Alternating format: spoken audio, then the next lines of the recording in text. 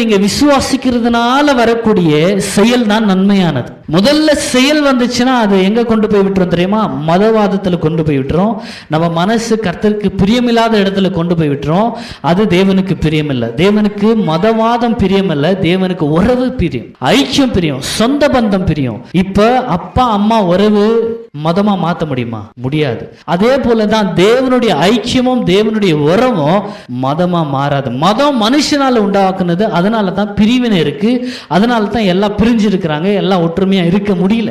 ஏன்? மனுஷனுங்களுடைய சிந்தை, மனுஷர்களுடைய செயல்பாடு பிரிவினை. தேவன் இயேசு கிறிஸ்து எந்த இடத்துல மதத்தை பரப்ப வரல, மதத்தை போதிக்கல, மதத்தை அவர் பேசவே இல்லை. அவர் பேசினதெல்லாம் உன்னை நேசிக்கிறத போல பிறரை நேசி, உன்னை அன்பு செலுத்துறது போல மற்றவர்களையும் அன்பு செலுத்து, எந்த அடிப்படையிலும் யாரையும் புறக்கணிக்காத, பணக்காரனை பார்க்காத, ஏழைன்னு பார்க்காத, எல்லாரையும் ஒரே மாதிரி பாரு.